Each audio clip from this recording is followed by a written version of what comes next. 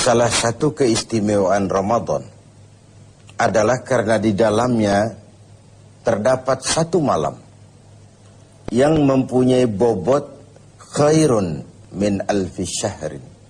Satu malam tetapi lebih baik daripada 1000 bulan. Kita sebut itu sebagai Lailatul Qadar. Kapan sih Lailatul Qadar itu? Dan bagaimana kita harus menyikapinya?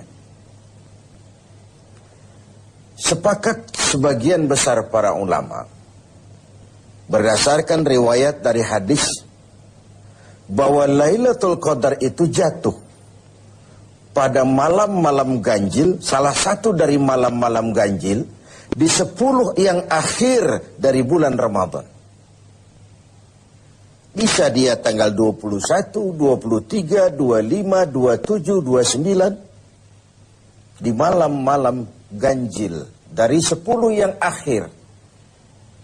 Inilah rahasia kenapa baginda Rasul kalau sudah masuk 10 yang akhir dari Ramadan, hamparkan, sing-singkan lengan baju, hamparkan sajadah, dan lebih banyak di masjid ketimbang di rumah. Ini bedanya baginda Rasul dengan kita. Kita sudah memasuki 10 yang akhir, gulung sajadah. Tengok 10 yang akhir, barisan tarawih di masjid mulai mengalami kemajuan. Orangnya makin susut. Sudah berpikir mudik, sudah berpikir beli pakaian baru, sepatu baru, baju buat anak, oleh-oleh buat orang tua, sehingga konsentrasi ibadah buyar. 10 yang akhir Rasulullah sing-singkan lengan baju, hamparkan sajadah, lebih banyak di masjid ketimbang di rumah. Nah, mereka tentu yang ingin mendapatkan Lailatul Qadar, menemukan Lailatul Qadar, harus sudah berniat dan berjaga-jaga sejak awal Ramadan. Jadi tidak bisa pakai ilmu untung-untungan. 20 Ramadan tidak tarawih, 21 berangkat ke masjid, 22 libur lagi, 23 masuk. Kenapa? Wah, ini malam ganjil. Tidak seperti itu moralitasnya. Dia berjaga-jaga sejak awal Ramadan untuk mendapatkan Lailatul Qadar itu. Bagaimana kita harus menyikapi Lailatul Qadar ini? Tentu kita harus melihatnya dari sisi betapa rahman dan rahimnya Allah itu.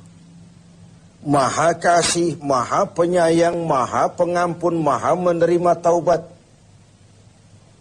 Umat-umat terdahulu sebelum kita diberikan umur yang relatif panjang.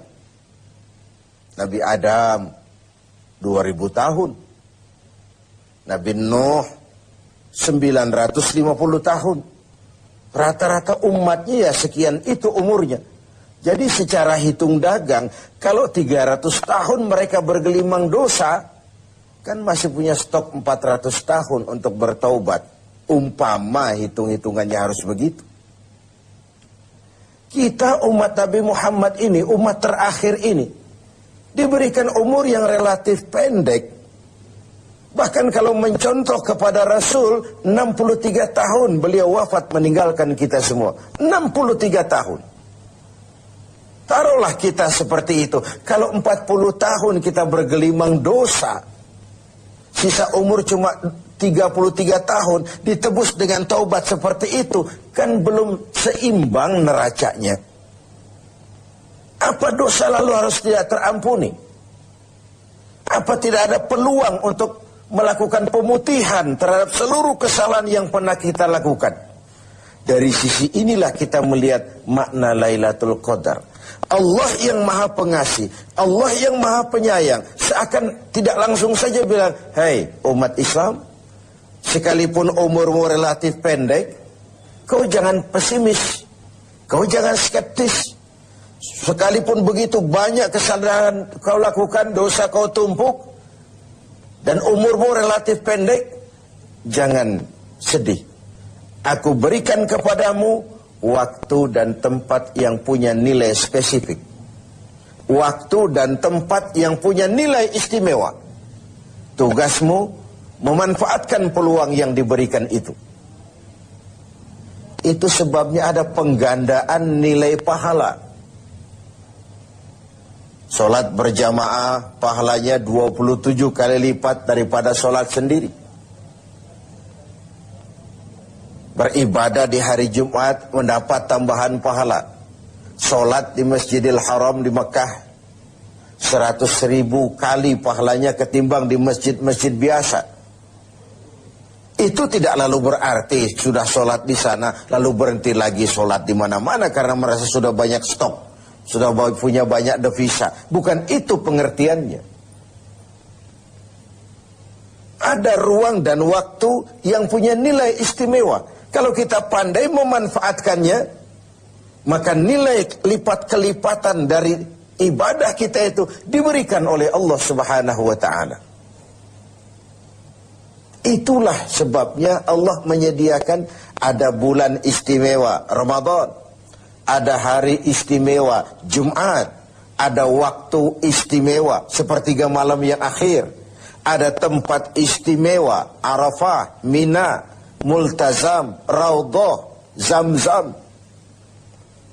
Ada waktu yaitu Lailatul Qadar. Satu malam lebih baik dari 1000 bulan. 1000 bulan itu kan 83 tahun. Dan jarang orang sekarang yang mencapai umur 83 tahun. Yang kedua, kita harus melihat Lailatul Qadar ini dari perspektif kita sebagai manusia. Tidak ada orang yang tidak pernah salah. Sengaja atau tidak, kecil atau besar, khilaf atau terpaksa, setiap kita mesti pernah melakukan kesalahan. Ya kepada sesama manusia, ya juga kepada Allah.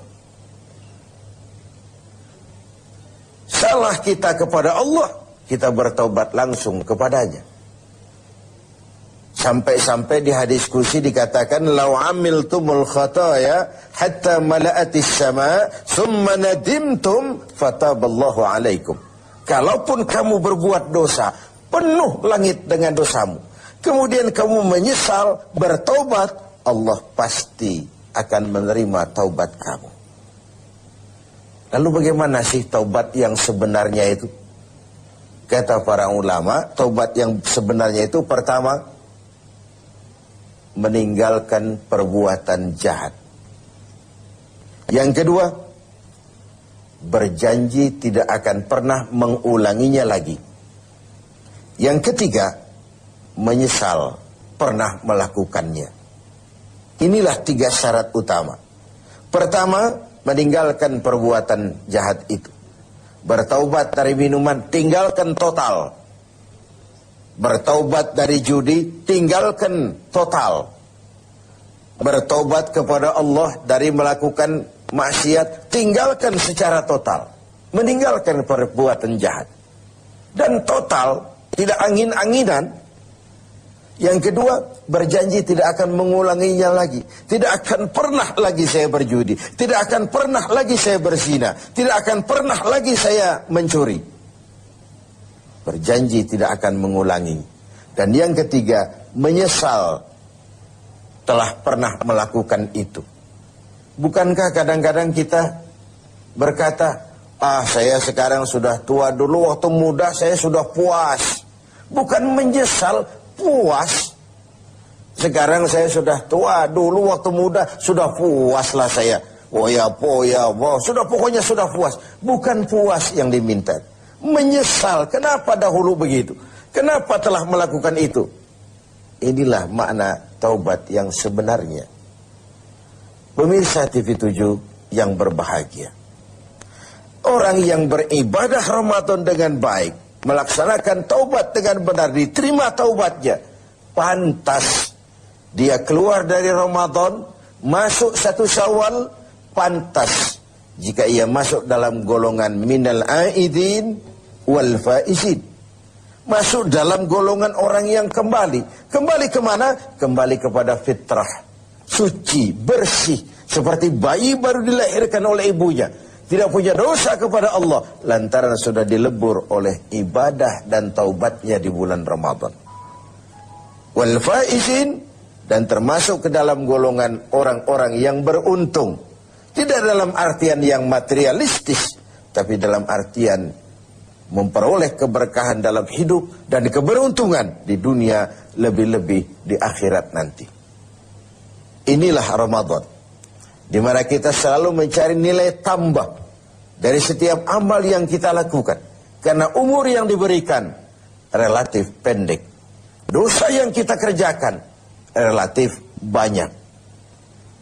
Kalau neracanya tidak diimbangi dengan upaya mencari nilai tambah tadi, boleh jadi tidak akan ada keseimbangan dalam neraca hitung-hitungan kita di hadapan Allah Subhanahu wa taala. Padahal seimbang saja sudah rugi. Kita ingin masuk dalam fa'amman thaqulat mawazinuhu, orang yang berat timbangan kebaikannya, bukan yang berat timbangan kejahatannya. Adanya nilai keseimbangan ini akan membawa kita kepada keberuntungan di padang mahsyar kelak, di pengadilan Qadhi Rabbul Jalil. Oleh karena itu, dalam setiap langkah di Ramadan, mengisi Ramadan ini, kita tetap berupaya mencari nilai tambah dari suatu amal. Dan amalan itu, bagaimanapun baiknya sudah kita kerjakan, tetap mengacu kepada fa'idha faraghta fansab. Kalau sudah selesai kau kerjakan satu perbuatan, sing-singkan lengan bajumu, bersiaplah untuk tugas berikutnya. Tidak ada puas, tidak ada prestasi puncak. Bagaimanapun baiknya sudah yang kita lakukan, dia hanya awal menuju ke arah